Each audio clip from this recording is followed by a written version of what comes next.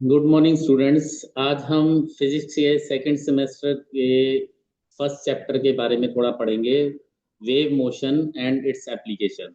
तो वेव हम तरंग जो हिंदी में बोलते हैं, तो आप देखते हैं आपकी लाइफ में यहाँ पे आपको एक नाव चलती हुई पानी के ऊपर देखी होगी, आपने बचपन में भी किया होगा। तो उसके बारे में हम वेव्स के बारे में पढ़ेंगे कि वेव्स को टेक्निकली हम कैसे दिखाते हैं। तो यहाँ पे देखिए कुछ वेव्स दिखाई भी गई हैं, एनिमेशन से मैं दिखा रहा हूँ, जिनके बारे में हम आगे डिस्कस करेंगे। सो वेव्स क्या है, आपने कभी देखा होगा कि आपने कुएं में या कहीं किसी पॉन्ड में एक स्टोन ड्रॉप किया, तो ripples begin to spread out across the surface. तो रिपल्स जो छोटी छोटी तरंगे हैं वो सरफेस की तरफ, बाहर की तरफ निकलने लगती है।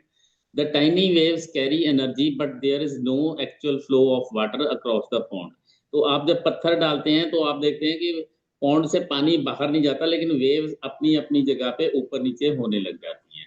Waves are just the up and down movement in water. ये वेव्स जो हैं, जो अप एंड डाउन मूवमेंट हो रही है पानी की, पानी के पार्टिकल्स की, these are known as waves. तो इनमें कुछ पीक होती है और कुछ ट्रफ होते हैं। वो कैसे होते हैं हम देखेंगे। There are other sorts of wave also, जो कि हम नॉर्मल लाइफ में देखते हैं। साउंड, रेडियो, लाइट वेव्स हैं, जो आगे भी हम देखेंगे। सो what is the definition of wave? What is a wave?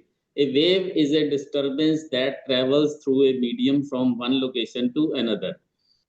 तरंग एक अव्यवस्था है, मतलब कोई डिस्टरबेंस हो जाती है मीडियम में, जो किसी माध्यम से एक स्थान से दूसरे स्थान तक यात्रा, वो डिस्टरबेंस ट्रेवल करती है, ना कि वो पार्टिकल जो डिस्टर्ब हुआ है वो नहीं ट्रेवल करता। A wave is a disturbance that travels through a medium from one location to another. Now अगर हम बात करें, a wave is the motion of a disturbance. दूसरी तरह से हम कह सकते हैं it is motion of disturbance. Disturbance travel करती है। टू इंट्रोड्यूस ए वेव, अब यहां से हमने थोड़ा सा आइडिया लिया। To introduce a wave here we must first create a disturbance. That means हमें एक कोई ना कोई अव्यवस्था क्रिएट करनी है। We must move a particle away from its rest position. वो रेस्ट पे है, उसको ऊपर की तरफ या नीचे की तरफ कहीं मूव करना है। तो waves are not just the up and down movement of water जो हम वाटर में देख रहे हैं। There are some mechanical waves जो हम आगे डिस्कस भी करेंगे, विच हैव कॉमन फीचर्स हैं, and it can be divided into two main types, transverse and longitudinal.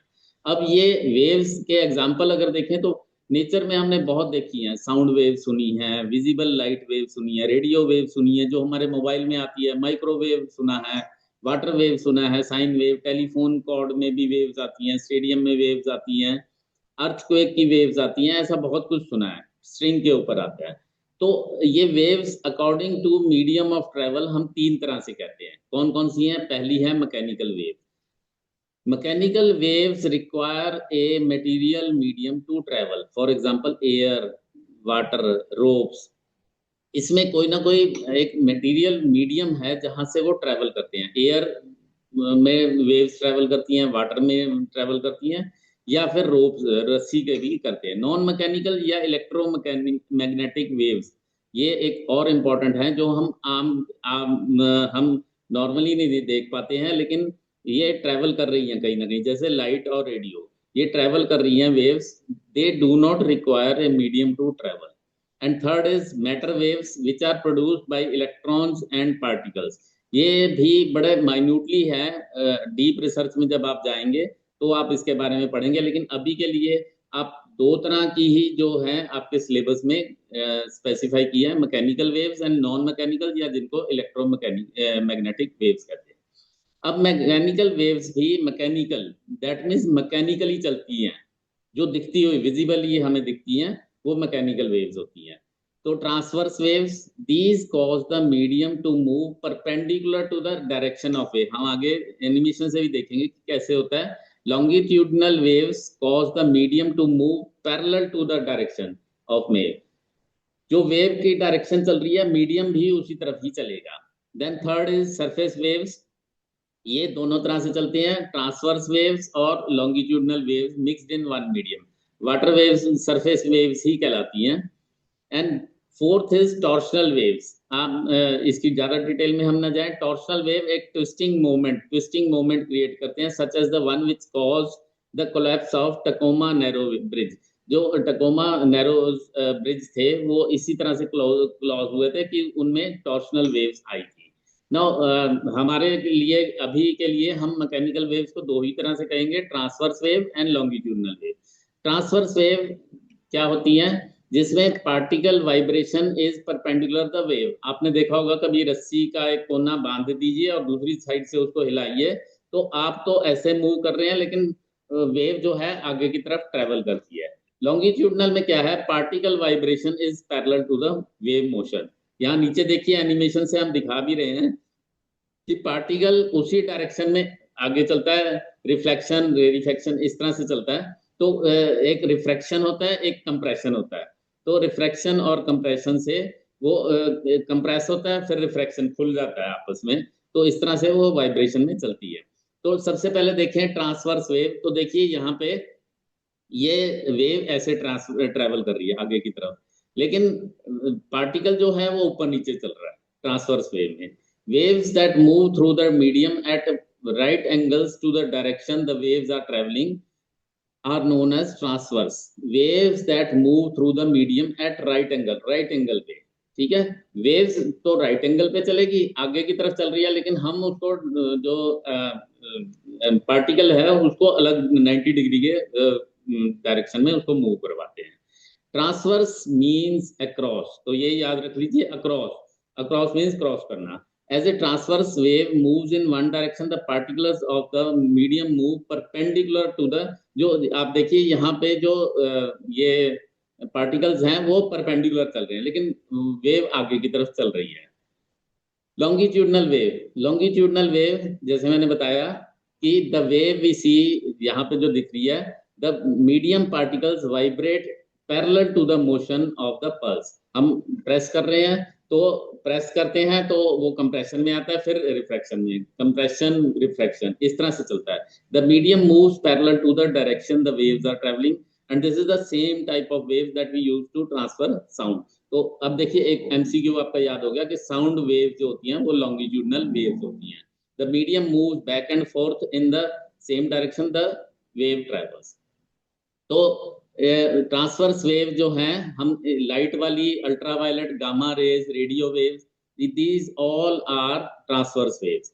तो अब इनके बारे में थोड़ी सी इनके साथ मिलते जुलते मैंने इसका बताया कि in a transverse wave these oscillations are at the right angle to the direction in which the energy is travelling.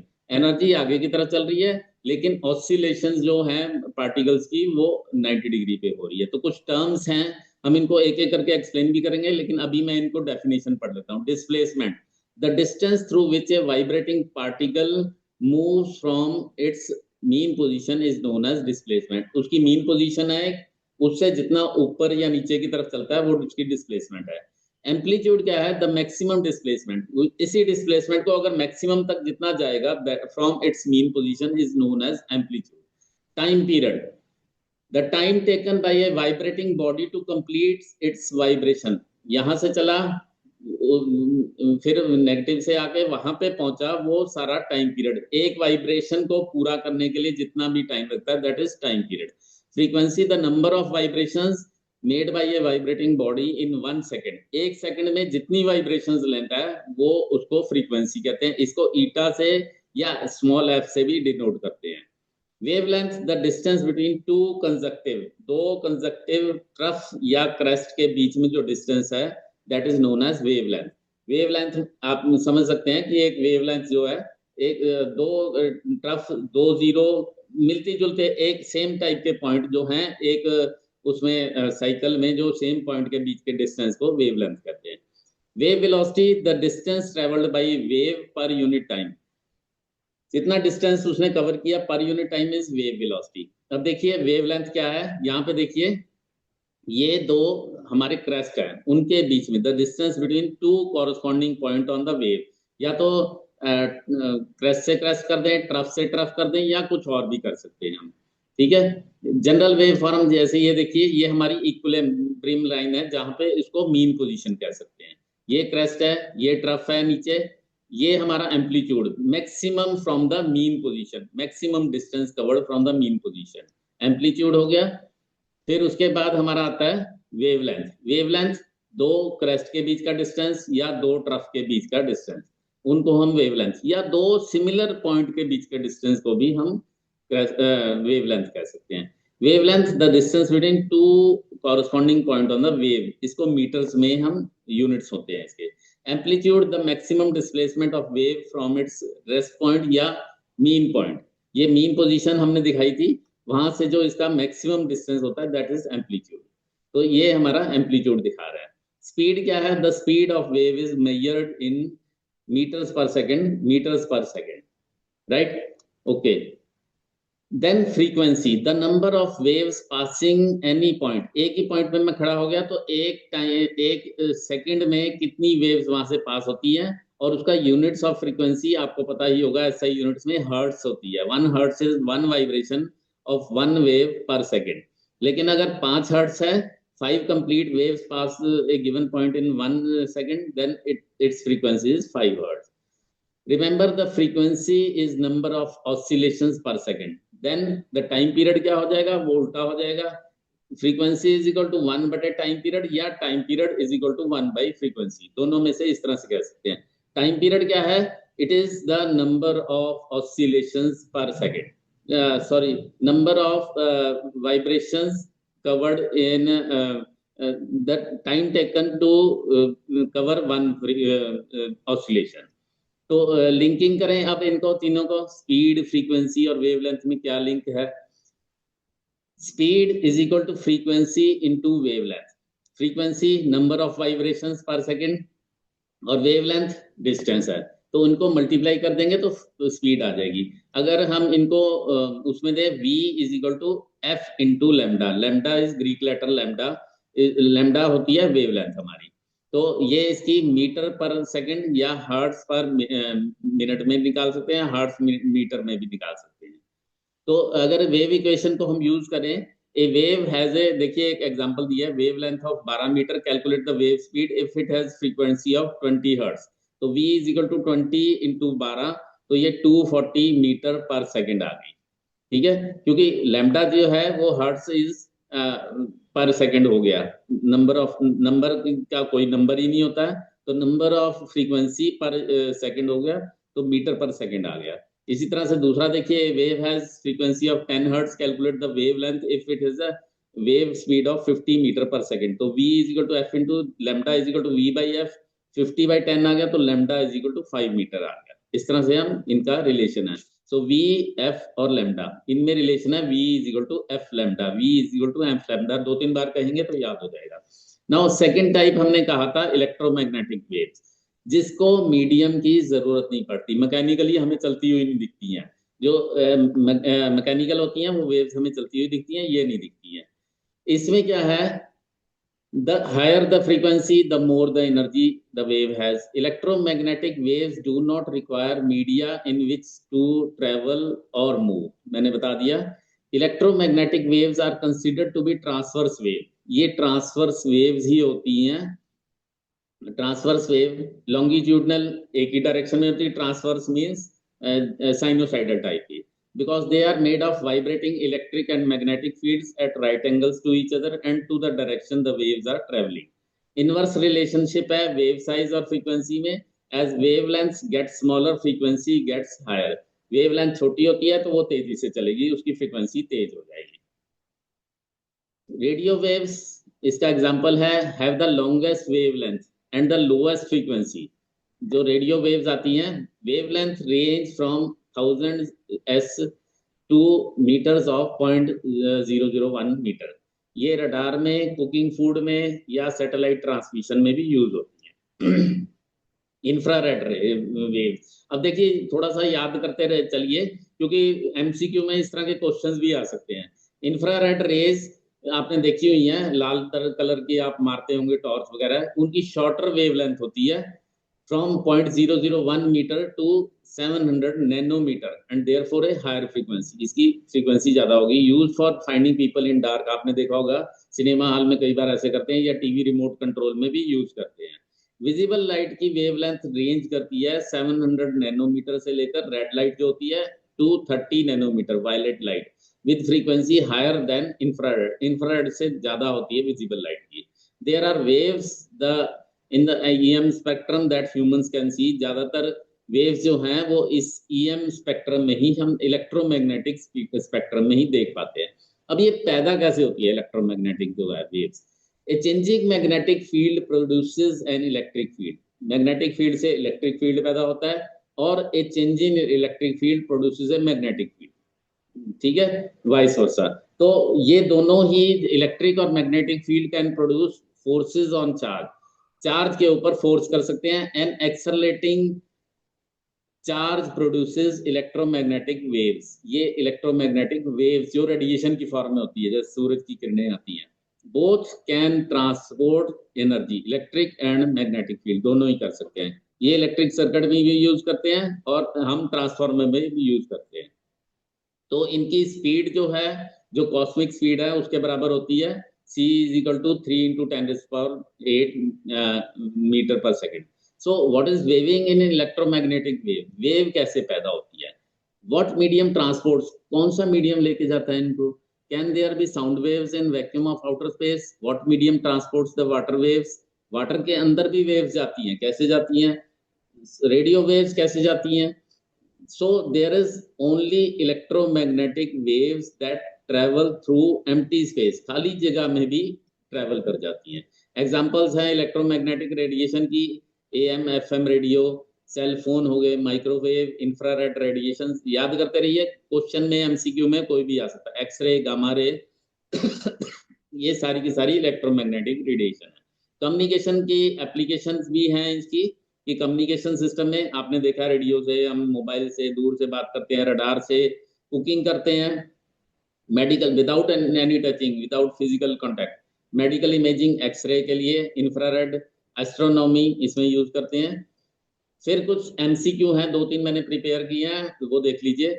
According to text, waves are for 3 main types. हमने कहा 3 कौन सी? Mechanical sound light wave, mechanical electromagnetic matter waves, transverse sound matter waves, longitudinal electromagnetic sound waves, या simple harmonic light and matter waves. तो इसका answer है mechanical electromagnetic and matter waves. What type of waves are composed of electrons, protons and other fundamental particles? Waves अभी आपने पढ़ी नहीं है, लेकिन मैं आपको बता दूं, ये मैटर टाइप के होते हैं waves. Which type of following type of waves is purely longitudinal? Light traveling through vacuum, waves on plugged guitar string, guitar के ऊपर स्ट्रिंग द्वारा, या रेडियो वेव्स, या sound wave emitted from speaker, या surface wave on the surface of shallow pond. तो मैंने आपको बताया कि लॉन्गिट्यूडनल साउंड वेव्स होती हैं, लॉन्गिट्यूडनल उसी डायरेक्शन में ही जाते हैं जिसमें वो, आपने देखा होगा कि वो उसी डायरेक्शन में चलता है जहां से उसका इम्पेटस आता है। Which one of the following transverse wave के लिए क्या ट्रू है? The direction of disturbance is parallel to the direction of disturbance is parallel to the direction of travel, the direction is perpendicular to the, a sound wave is an example of transverse wave. A transverse wave are not periodic waves. Transverse waves always travel at the speed of light. बताइए कौन सा true है? अब इसमें true एक ही है कि जो ट्रांसवर्स वेव है, ट्रांसवर्स का मतलब क्रॉस, तो direction of disturbance is perpendicular to the direction of travel. A sound wave is an example of, बड़ी इजी है, अगर आप बता सकते हैं मैं 1 सेकंड रुकता हूं। Longitudinal electromagnetic matter transverse seismic wave, the answer is longitudinal wave. So that's all for today. Thank you very much.